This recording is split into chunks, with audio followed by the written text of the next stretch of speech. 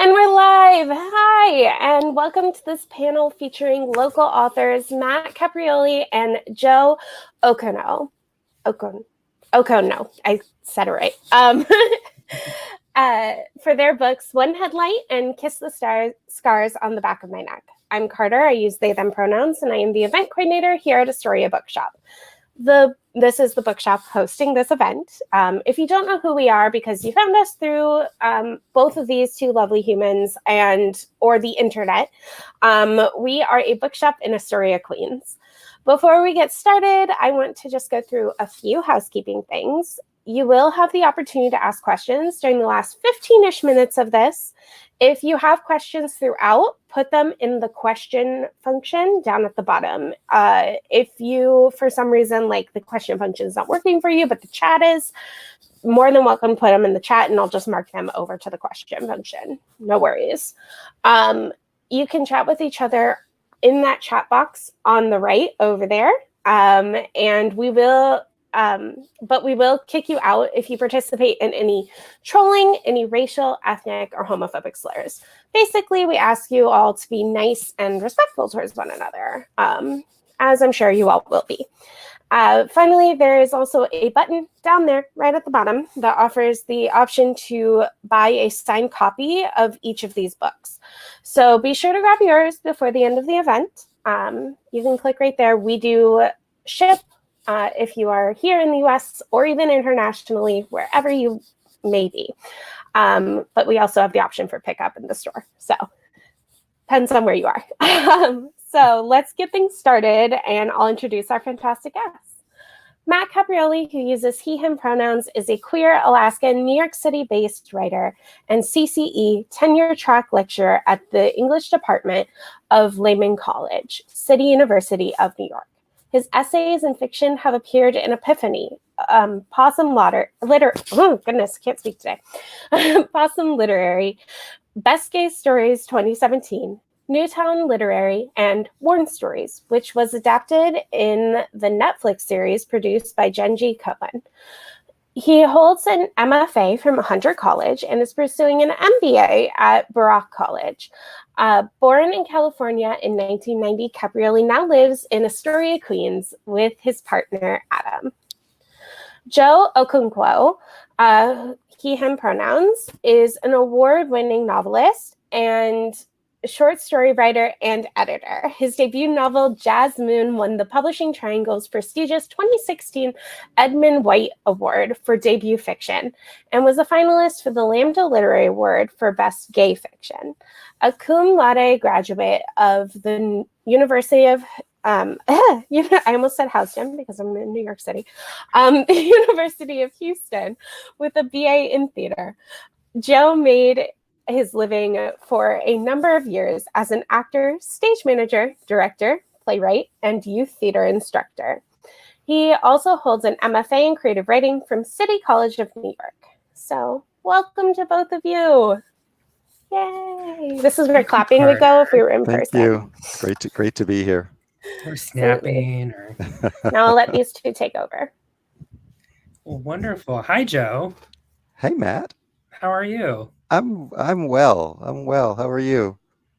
I'm excellent. Good. Can you tell me about your necklace? This is an African necklace. Unfortunately, I'm not sure which country. I bought it at the gift shop at the Brooklyn Museum. I used to work there.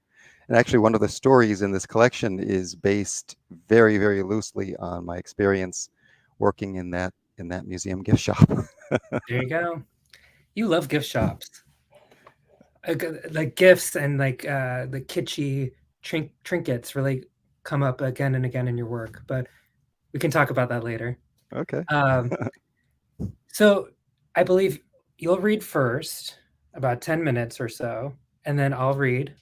And then we have some questions prepared, but we can also just go with the wind. I invite everyone to make a drink if you don't already have one. I am drinking Chambord and Prosecco. And I am drinking Malbec. Fabulous.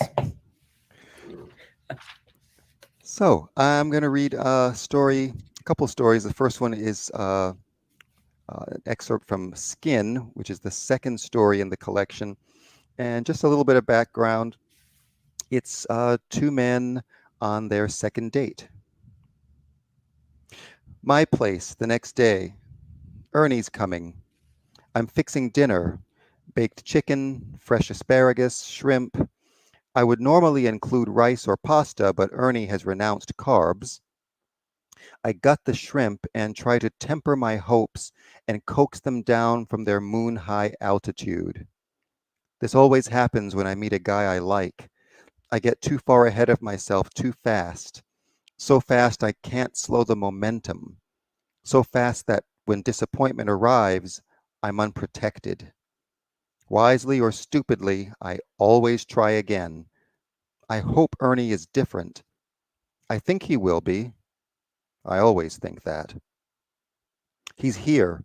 We hug as if it's been weeks since we last saw each other instead of 23 hours and 26 minutes. I pour wine. He takes a sip, then sets his glass on the coffee table like a judge setting down a gavel. I want to read your poetry, he says. This very minute? This very minute. We go to the bedroom and sit at the computer, or rather, he sits and I kneel beside him, our arms spiraled around each other's shoulders. His eyebrows crease and uncrease as he reads. When he reaches the end of each poem, he kisses me. As he scrolls through the verses, I think, I'd like to live with this man one day. I put my head on his shoulder. That evolves to caressing and kissing. I thought we'd have dessert after dinner, but I don't fight this. Ernie is aggressive, which I like. He maneuvers me to the bed. We undress. I'm horrified at what I see. I expected a slender body, and it is, but with blobs of excess skin budding around his pecs and bubbling his midsection. It streams from his buttocks, droops down his back. The excess skin is wrinkly, loose, devoid of elasticity or tautness. I touch it. It's gelatinous and squishy. It pours off his body like lumpy dough poured from a bowl. I didn't expect a ripped body or six-pack abs or a high-definition chest, but I didn't expect this either. Half rough, half gentle, Ernie propels me onto my back. His hunger heightens each second, but my arousal has withered. To reignite it, I shut my eyes tight, tight, and think about how wonderful he is, how sweet and smart and cute, how he loves books and jazz and my poetry. I squeeze my eyes tighter, as if the strain might reconfigure my sight, redesign my visual perception so that I'll like what I see when I open them again. I reopen them. I see his body. I can't do this. I stop him, take his face in both my hands. I look into his eyes and say, I'm sorry. Flustered, jarred, breathless, he looks at me as if he doesn't understand. I've interrupted treasure, and he can't make sense of why. And then he gets it. His eyes don't shift. His face and body remain still, but a heart-sick air creeps up and envelops him. I feel it. If it had a temperature, it would freeze me. He gathers his clothes, slowly, dazed, and goes into the bathroom. He closes the door. I hear him crying. The sound is tender, just like the tender man whom I've hurt. I sit on my bed and wait. When he emerges, we don't speak.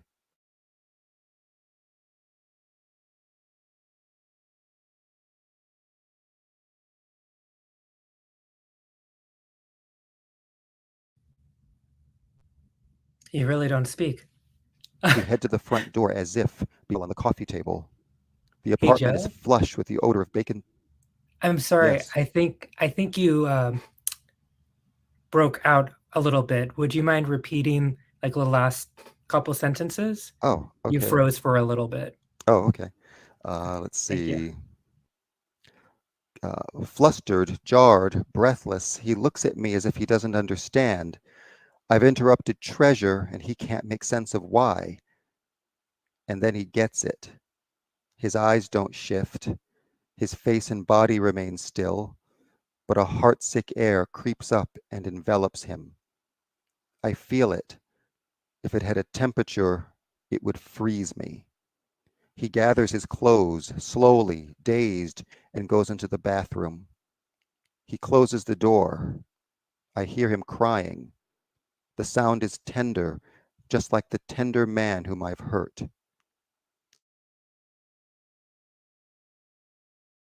I sit on my bed and wait.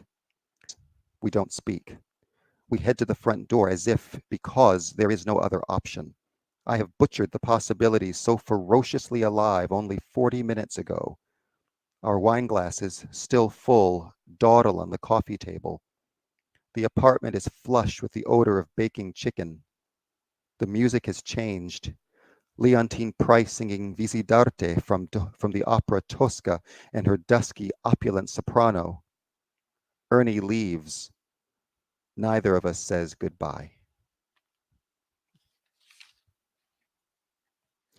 Thank you, Matt. This next excerpt is from a story called Polly. And a little bit of background. Polly is the narrator, and his mother and his half-brother are characters.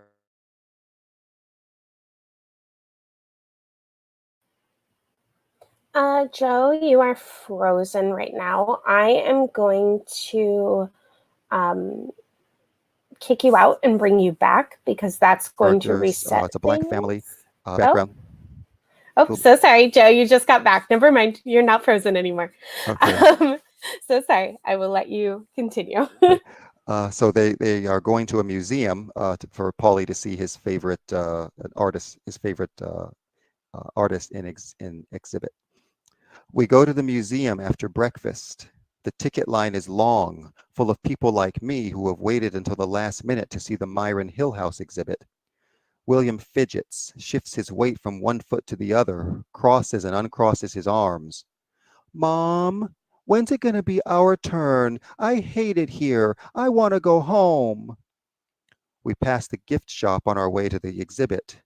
The shop has prints, art supplies, books, postcards of artwork from the museum's collection, African masks, and a whole toy section.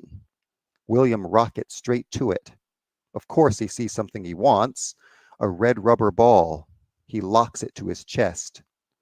Mom can't afford that today, Mama says. Let's go. We have to get Polly to his exhibit. She tries to take the ball, but he won't let go. He whines, then screams. Mama tries to calm him, but he drops to the floor and throws a tantrum. He kicks and shakes his head like he's having a seizure. Customers and employees form a circle around us and our family drama. A white woman says to her friend in a Texas twang, "Mulatto children are the worst behaved." Her friend nods. It's that mix of blood. Mama lifts William from the floor. He kicks, annoyed, then embarrassed.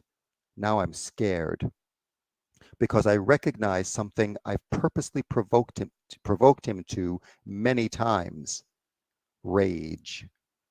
William unleashes a barbaric scream and throws the ball with all his 6-year-old might. It flies into an oriental vase on a display table. The vase crashes and shatters. Everyone gasps. I'm horrified. Mama's horrified. Even William stops. Mom, I'm sorry. His voice is tiny, like he's 2, not 6, an angel, not a monster. Mama scowls as she peers down her nose at him. William hugs her, head pressed to her stomach. She doesn't hug back. A white man in a suit comes over. He escorts Mama to the register. William stands next to her, quiet and cowed. not a trace of the mulatto monster. The man and Mama talk. She takes a calculator from her purse, punches the buttons, gets her checkbook, writes a check, hands it to him, gets a credit card from her wallet, puts it back, takes out a different one, and hands it to him. Mama takes out some cash and hands him that too. She heads for the door. Are those tears? I want to kill little Willie for making her cry. He catches up to her, takes her hand like the sweet little boy he's not. I assume we're going to the exhibit, finally, but she heads for the exit. Where are you going? I say. Home, she says. You can see the exhibit next week. She weaves through the crowded lobby. She holds her head up. Today's the last day. Mama, please. She stops. She faces me. Tears slide down her cheeks, mixing with her mascara like she's crying oil. Polly, let's go. William stamps his foot. Yeah, Polly, Mom says let's go. Clutching Mama's hand like a favorite child, yelling at me like I'm the bad son. This awful child she cheated on my father to give birth to. My legs give out. I plummet to the floor. I'm sitting on my haunches, head bowed, tears flowing as people surround us again. Mama strides over. Get up. Get up, she says, voice in her throat and dangerous. She pulls her arm back like she's going to backhand me. It's suspended in midair, waiting for the right cue. The mascara is spilling down, scarring her cheeks. She's hideous. She's not my mother. The lobby is dead silent. Everyone is fascinated by the rowdy, troublemaking black family. A security guard approaches, middle-aged white guy with a stomach that piles over his waist like it might slop onto the floor. Splat. Ma'am, I'm going to have to ask you to leave. Your family's creating a disturbance. Mama gets in his face. Fuck you, she says. Without turning, her face still in the guards, she says, Polly, up, now. But the shock of hearing my respectable mother curse pins me to the floor. She yanks William's hand and marches out of the museum. The guard crouches next to me. His chubby hand grips my shoulder, gently. It's okay, son. Come on, get up. Go with your mom. He helps me up and walks me out of the silent lobby. Thank you. All of the feelings. So many feelings. Thank you, Joe. That was beautiful. Thank you. I like to see your acting background come out with the accents. Oh, The well, accents, I'm a excuse me. performer at heart. That'll never Yes, go you are. away. Amen. So I will read now for about 10 minutes. My memoir is called One Headlight, subtitle An Alaskan Memoir. It follows a hilarious, sad, ultimately very complicated mother-son relationship through a Mustang, specifically the car my mother and I drove around Alaska in. It was donated from the church. It had one headlight, no snow tires, which is a bad thing to lack in Alaska. You want snow tires. And I think there was no passenger window. Yeah, it was a relic for our relationship. And looking back, she passed in 2017. And when she passed, it was losing the most important person in my life. So it took me about 2 years to gain enough sanity to write about it. And I realized the symbol of this one headlight was us. We'll talk about the process and all of that later. But I would like to read a part of chapter 2. It's called House of God. It's all about religion. Then later I will talk about V for Vendetta and Taco Bell. So it should be good. All right, freshen up your drink if you need. Buckle up, here we go. Okay, chapter 2. When I was about 1 year old, a semi-truck moved into my parents' lane on a highway in California. Dad swerved, tumbling the car over a safety railing. We flipped a dozen times. When the car stopped, we were all upside down. Mom came to first. The car's leaking battery was inches from her face. She jerked her head to see my father unconscious. She looked back at me, hanging upside down from a car seat. There was a cut on my lip, but I looked unharmed. You didn't cry then or later, she told me as an adult. You just kept looking around like you were surprised at what was going on. Your eyes were real big. We were taken to a hospital. Someone fetched Leanne, my sister, from kindergarten. Dad suffered damage to several spinal discs. The pain never totally subsided. Other than some bruising, Mom was unscathed. Considering the total wreckage of the car, I never asked my parents the make. We were amazed the damage wasn't worse. By any physical measurement, we were lucky. For Mom, it was a religious reawakening. I'm now her age then, 29. I can imagine the extreme need to react to such a close call. Had that battery touched her, her face would now be disfigured. I could have died from a glass shard angled to my throat. Her husband could have been confined to a wheelchair for the rest of his life. Our luck to Abby, my mother, could only be explained by God. My father hadn't married a very religious woman. At 21, he had married a woman who liked miniskirts and lipstick and motorcycles. Yes, she had been raised Pentecostal, where women wore ankle-length dresses and their hair moved past their waist, but she'd become more secularized in her mid-teens, watching MTV and rollerblading to Donna Summer. But after that accident, everything changed. She returned to the roots that grew long before my father came along. They had kept their lives after the accident, but their marriage had entered the beginning of a long end. Mom took us to a nearby Pentecostal church until Grandma objected over doctrine. I think it was about the order of operations when it comes to salvation. Victoria, my grandmother, believed one could only get truly saved by following Acts 2:38. This meant one had to repent, then get baptized, then receive the gift of the Holy Ghost. The first church Mom took us to believed that someone could start speaking in tongues before they repented, if that's how their relationship with God unfolded. But Grandma maintained that this wasn't what the Bible said. Compounding this effrontery was their diction. This church used spirit, in accordance with some updated translation of the Bible. If they truly wanted to be saved, they had to use the word ghost, as it were written in the King James Bible.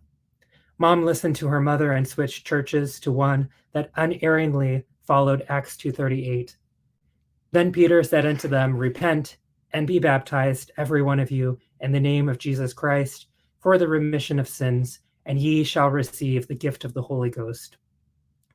Fortunately, when it came to Pentecostal churches, Mom had the pick of the litter.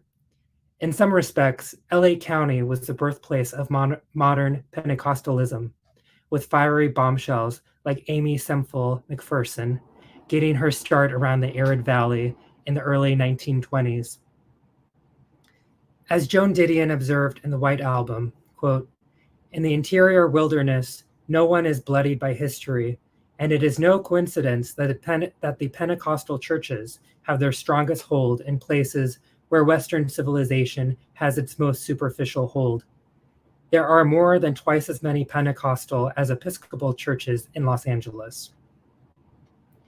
Abby settled on a small church in Sylmar, California, a 20 to 30-minute drive from our home in Canyon Country. A congregation of a few dozen people met each Sunday and Wednesday in a house-turned-church in the midst of a residential maze. The church had a DIY spirit, where the performance of substance was more important than substance. Its philosophy was at once strict and malleable. Deeds mattered less than what was in the heart. I was baptized at 8 in a horse trough.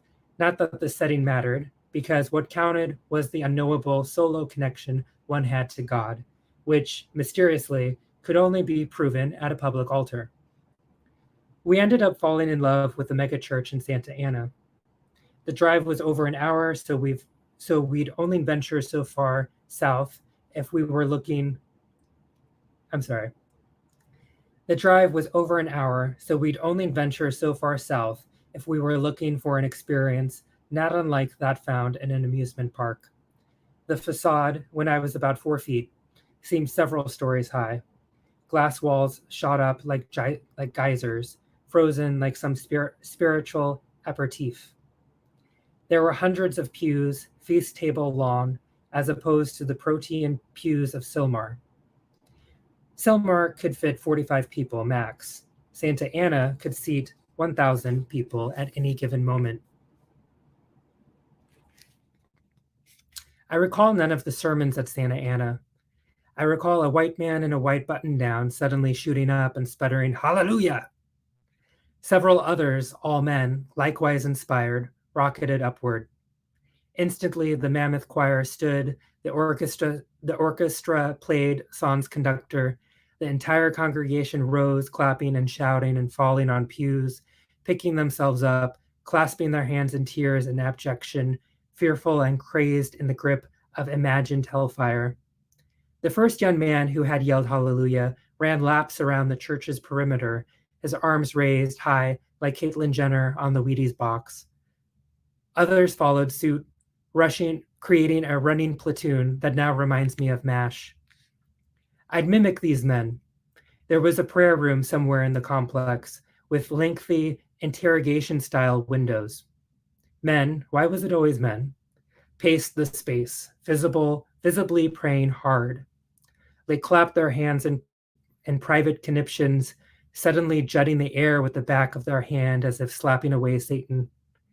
I'd follow the literal steps of these men, like them, twisted in private argument with God, caught in their own drama of Jacob wrestling with the angel. I'd shake my tiny fist and shoulders and swat the air, just like them.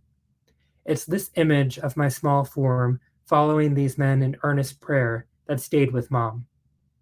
She must have known it was performance on my part, but a larger part of her was thrilled that I was learning. One day, these gestures wouldn't be pretend, but severe and authentic commitments to my belief in God.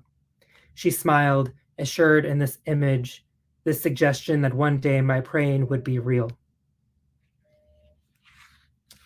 I'll fast forward, take a sip.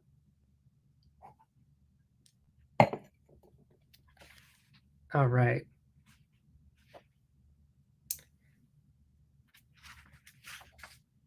It's from chapter 6. It's called V for Vendetta.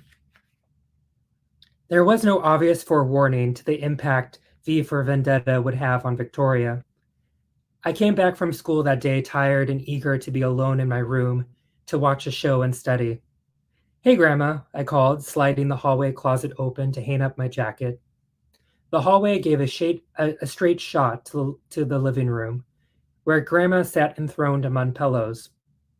She had completely buzzed off the lush red hair that most women in their late 70s would envy. Her head was bald now, with a bright red V painted on it. "Hi, mijo," she called back, chipper per usual. I looked at her. My face stayed neutral. "I'll be in my room." I turned down the hallway and planned to stay in my room until Mom got home. Grandma, in my mind, was always doing weird shit. This was just a typical gesture for Victoria. I didn't need to ask why. I don't mean to ridicule beyond a gentle prodding at her as her oddities were reactions to severe teasing growing up. Her family were the only Catholic spics in a town of white Protestants. Once in San Diego, Mom took a wrong turn and took us into Mexico. Grandma panicked. "Take me back to the USA! Take me back to the USA!"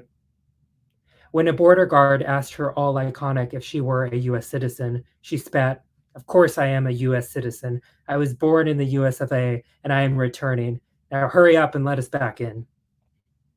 Her embrace of peculiarity took a sort of courage. I see her gimlet eyes, her body by turns, clothed in leopard leotards and a purple poncho with a bright red headband. Now I think, by my God, to be that stalwart in your beliefs, taste, and fancies, despite a million naysayers, that is courage.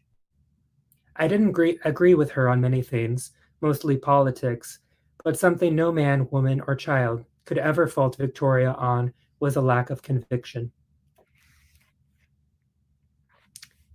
I think I'll end there. Thanks for listening. Of course. There's a Taco Bell section, but I think we'll enjoy that another time. So I'm curious. I write fiction. I've written very little nonfiction, and I honestly don't have much of a hanker to write nonfiction. So I'm just curious, what appeals to you about nonfiction as opposed to writing fiction? I mean, what I love about fiction is I can make shit up and create characters who I envy you for that. Yeah. and create characters who are just whoever I want them to be, and I can I feel like a puppet master, and I can control. When you're a fiction writer, you control everything, but when you're writing memoir, it's everything's already happened, and you don't control it. So what appeals to you about writing fiction, nonfiction? I think it forces you to be incredibly honest with yourself and accommodate this sort of reality. This really did happen. There's no room to fabricate things, and it really, I think the pizza's here, yay. And it really forces you to be who you are. And I feel obligated to write nonfiction. I prefer writing fiction. In a way, I think fiction kind of tells you a different emotional truth, but I'm still kind of a baby writer, so to speak. So I feel like I am obligated to know who I am, to look at that without any pretension, and once I really know who I am, I can proceed to different art forms. But memoir and essays, nonfiction, I think have always felt obligated to tell the truth of what I remember. I'm also guided by this James Baldwin quote. I'll put it in the chat, but the gist is, know from whence you came. Once you know from whence you came, there is no limit to where you will go. And I love that. I mean, who doesn't love Jimmy? But I am doing fiction. I'm writing a screenplay right now, and called Sally Mae, and it's about a young student at Columbia who has to pay back tuition through sex work and drag. And Sally Mae is a play off of everyone's favorite Pink. And I'm having so much fun. It's nice not to have to Google everything.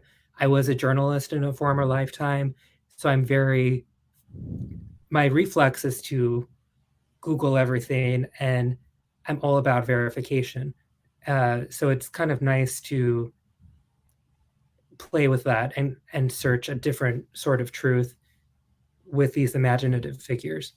So to answer your question, I feel obligated. So what are some of the, when you switch to fiction, what are some of the challenges? Do you find it more difficult to write fiction since you are more used to writing nonfiction?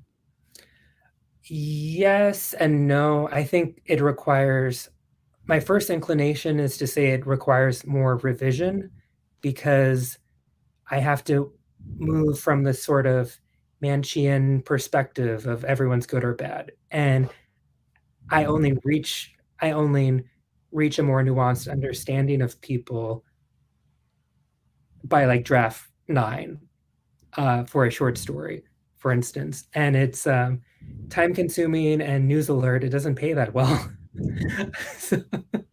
But I do love it. It's so rewarding to realize that, to see people become who they are in their own time.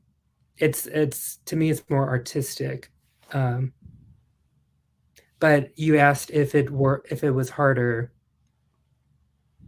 I probably know fewer tricks with writing fiction because I don't have an MFA or any schooling in fiction. Um, so from a very like logistical perspective, yes, it is more difficult, but I'll get there. Well, it's interesting what you said about how you don't really get into the meat of the story or the meat of the characters until draft 9. I think that's absolutely true. I'm working on a short story now, actually a story that you gave me some feedback on not too long ago, and now I'm doing some rewrites based on your feedback and some other feedback I've gotten since. And I think I'm on draft 7, and I'm just now kind of hitting my stride. And I fully anticipate at least 1 or 2 more drafts before the story really feels there. So I know what you mean when you talk about how it takes a while to kind of get there with fiction. Mm-hmm. Can I ask what keeps you going? You know, it's what keeps you go? What propels you to reach draft 16? What choice is there? I mean, it's just, I mean, I'm a perfectionist, and there was when I was doing my MFA in creative writing at City College, a writer named James Hannaham came and spoke to us, and he mentioned that his first novel, which was called God Says No, he did 29 drafts of not a story, a novel, 29 drafts before it was really there where he wanted it to be. So when you're a How did perfectionist, he define a draft? Maybe this is for later. Are we talking like 29? I am starting from scratch, or is it significant edits? He didn't say. That's an interesting Okay, we'll have to question though, ask him because I mean, later. if you add a word to a draft, does that make it a brand new draft? This is So the question. Yeah, with Sally Mae, I'm on like draft 3 because I had some epiphany and that dictated that I change gears. So I have a question for you, if I may. you may. Thank you. Something I love about your work is this complex world it sets up. The protagonists have kind of this hierarchy of desires, and it constantly shifts throughout the story. And the complexity of your characters makes for very fun rereading, and the endings are so powerful, especially in this collection. Can you tell me more about how you discover your characters' motivations, their fears, their joys, and generally, how do you get to know your characters? We talked about revision. What else can you tell us? Well, it's interesting that you said the endings are so powerful, because when my agent was submitting the manuscript around, there was one editor who rejected it and said that he seems to be confused about his endings. His endings don't seem to work. So it's interesting that you said that they were powerful. I guess everyone sees things in their own way. As far as there's ambiguity. There's ambiguity, that's why I think it's harder to create an ending that seems surprising and inevitable.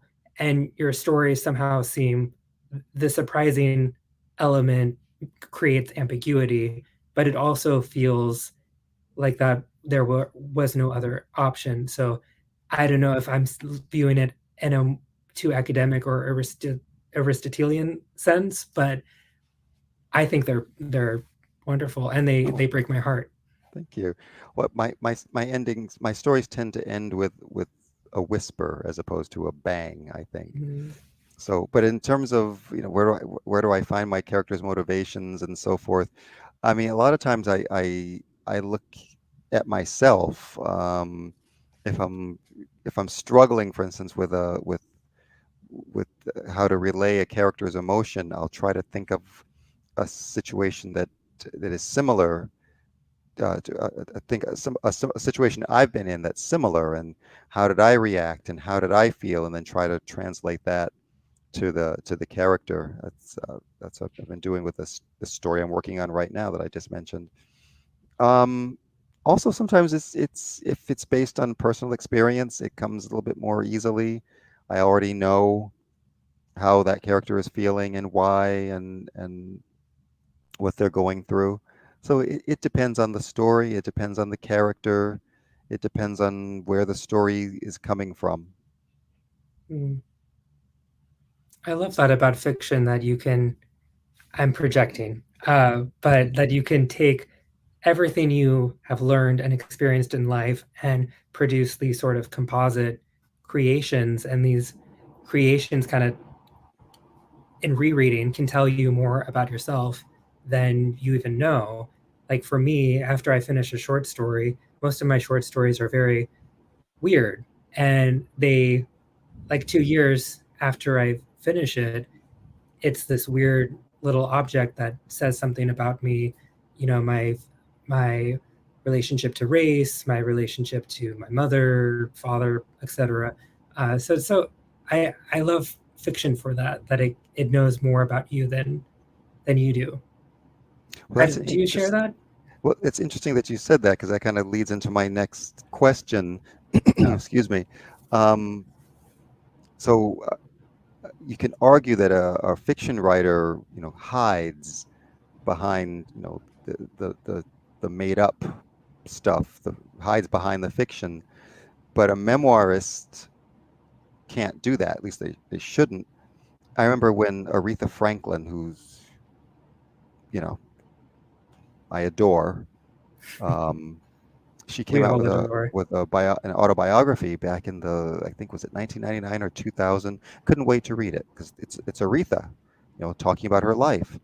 And so I got the book, and I was so disappointed because, I mean, this was a woman who had led a hot mess life. I mean, she did. I mean, drugs and alcohol, and she was Rock pregnant star. at age 13, and she kind of glosses over a lot of that. Mm, And there are, instead of talking about the juicy, meaty things that happen in her mhm. life, in her early life, she talks about, oh, we used to go to Maddie's for barbecue dinner, and she cooked the best sauce, and I, mean, I didn't care about that. I think I read 2 or 3 chapters, and I said, forget this. And I think Mm, that was the general consensus. If you're going to write a biography, or if you're going to write a memoir or an autobiography, then you have to be ready to go there. So I'm mm, wondering, yeah, did you ever find yourself censoring yourself when you were writing? Because here you are, you're writing about mm, yourself and about your mother, and that's these are real people and going through real mhm. things. Did you ever feel that there were things you couldn't write about, or things that you had to hold back on, or times that you had to censor yourself? Yes, that's such a good question. I'm definitely a leap first, think later person, so that helped. I wrote this for myself. I didn't think it would be published, and that wasn't my aim. I wrote it in 3.5 months Oh, by wow. hand, in a notebook. It was incredibly intense. I wrote 4 to 8 hours a day, and I wrote in a red pen because Victoria, my grandmother, always would write these ornate letters in red pen with elaborate cursive. It was beautiful. So I felt closer to Victoria. I felt closer to my mother writing by hand. I have been journaling since I was 11. Some of my earliest memories are like doodling. Um, In red so pen? I've always, what's that? Not with a red No, pen, okay. but I would doodle. A lot of like 3 and 4 year olds will doodle this. Not all of them remember it and talk about it when they're 31. But I I would doodle, and I would think like, okay, this line is a submarine, and now it's a giraffe, and now it's this, and now it's that. And the lines I made obviously didn't have any meaning for other people, but for me, they had these very elaborate stories. So the whole, like, for me, the point of writing is to make those stories legible. But I censor myself? No, because I didn't think it would be published. And I wrote it to feel some sort of solace with my mother and to understand her. I think one reviewer described her as larger than life. And she was larger than life. She was one of the most compassionate people you will have ever met.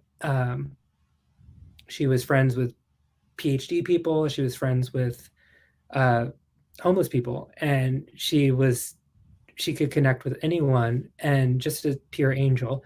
She was also incredibly impractical. And as I think about having children, I ask myself, would I want to put my children in this sort of situations I was in? When I was 12, I just turned 12. She and I drove through the worst snowstorm to ever hit Anchorage in that shitty Mustang. We got home at like 4 a.m. Would I put my child in that situation? No. And there were all these other times, like we had an apartment where the front door, it was a studio. My senior year of high school, we shared a studio. The front door had all these knife marks on it. I would find needles in the hallway. There was pee in the carpet. It was not a place I'd want to put my kid in. But the more I looked at our relationship, I just realized, she did the best that she could with her situation, with her education. Some awful things happened to her that I learned about later. And she did her best. So this whole book really was a reckoning with our relationship and me forgiving her, and also forgiving myself and realizing that I was a good son, and it's okay to acknowledge that. I went from New York to Alaska when she was sick, every 4 to 6 months. And, I could have always, I look back and I think, oh, I could have done more. But in reviewing the story of this book, I realized, I did my best too.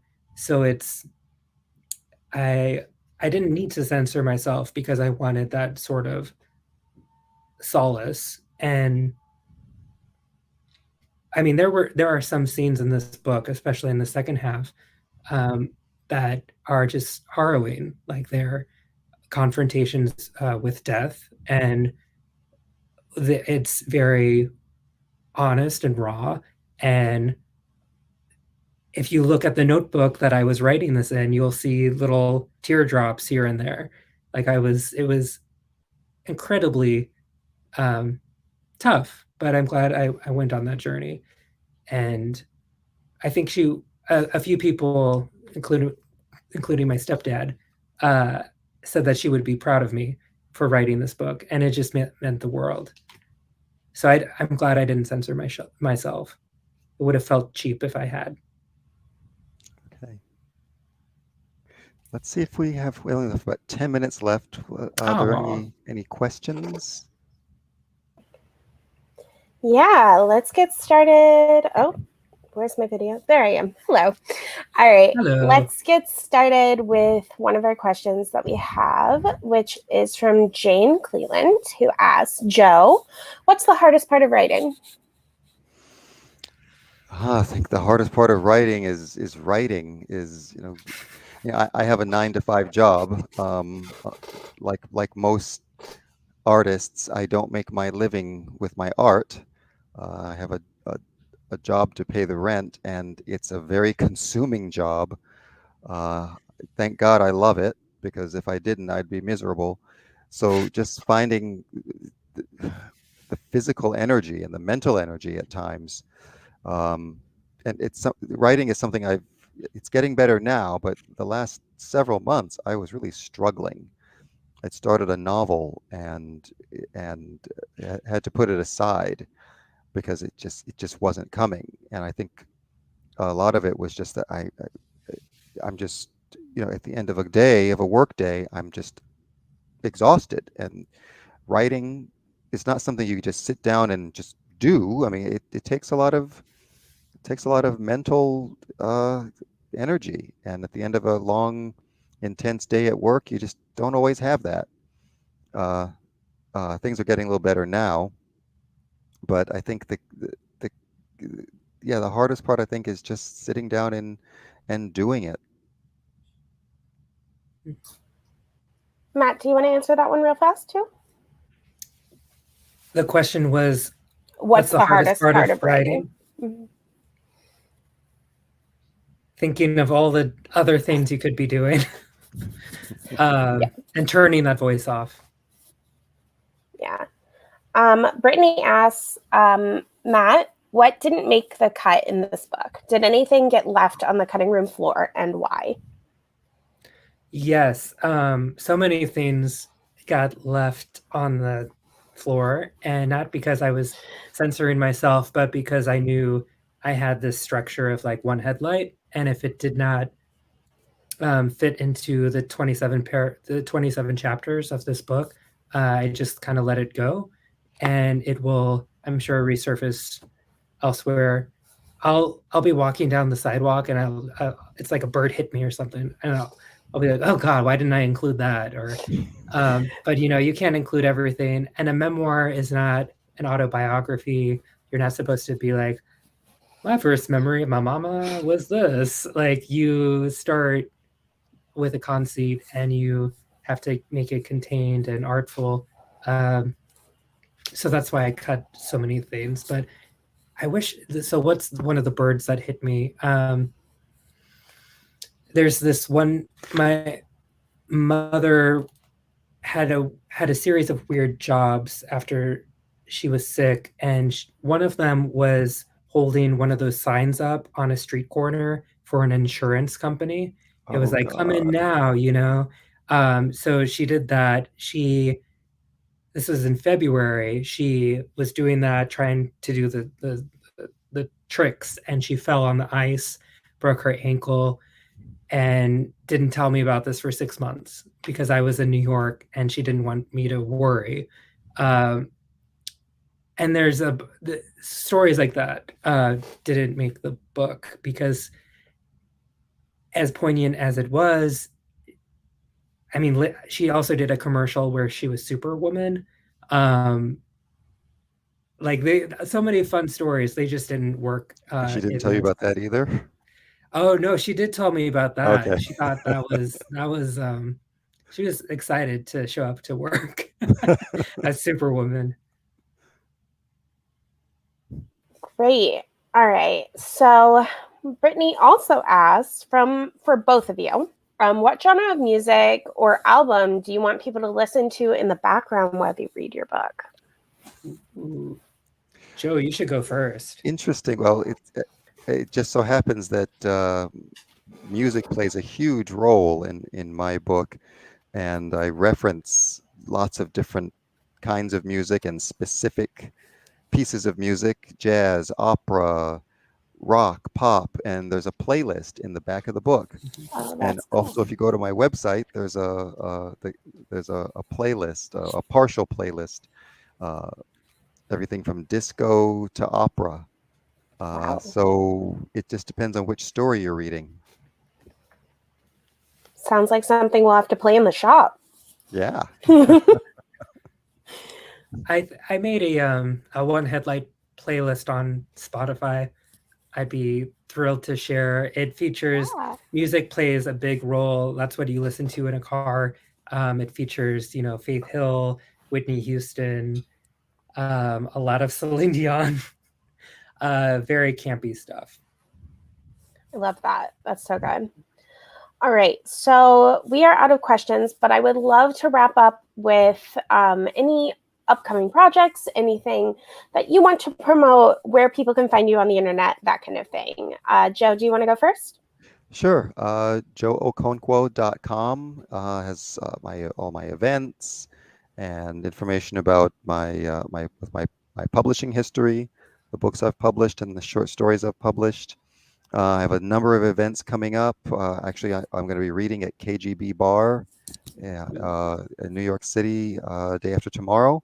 And then in a couple of weeks, I'll be at East End Books in Provincetown, one of my favorite places in the world. And then I have a lot of other events coming up. So just go to my website, joeokonkwo.com, and click the events section. Perfect. What about you, Matt? I am at mattcap.com.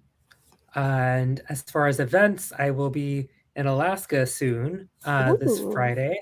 I'll be doing some events. They will all be live streamed on Instagram and YouTube. So if you want to join, you're more than welcome. One will be at a gay bar, Mad Myrna's. It's like the gay bar in Alaska. I'm very excited for. And there will be another at the Writer's Block, a lovely independent bookstore in Anchorage. So everyone fly to Alaska. Okay, good. We're all booking our ticket now. All right. I have no discount code for you, unfortunately. Well, for Astoria Bookshop, what we have coming up is actually this Saturday is the Astoria Bookshop's 8th birthday. Yay. So if you want to come into the store, 10% of sales are going to the Astoria Food Pantry that day. So come in, buy both of these authors' books. That sounds like a great plan to me. We also have 2 events going on that day. Both of them are virtual, along with an in-person signing for one. So we have Victoria Lee, who's a YA author, and she's doing an in-person signing later that day, but also doing a virtual event. And then we also have a Bookstore Romance Day panel because our birthday also falls on Bookstore Romance Day. So we have a little bit of both going on, and it'll be a lot of fun. So be sure to stop in or pop back into this crowdcast. Wonderful. Perfect. All right. Thank you both so much for joining us. And thank you, everyone who watched. Have a great night. Yeah, thank you, everyone. Thanks for joining. Bye-bye. Bye.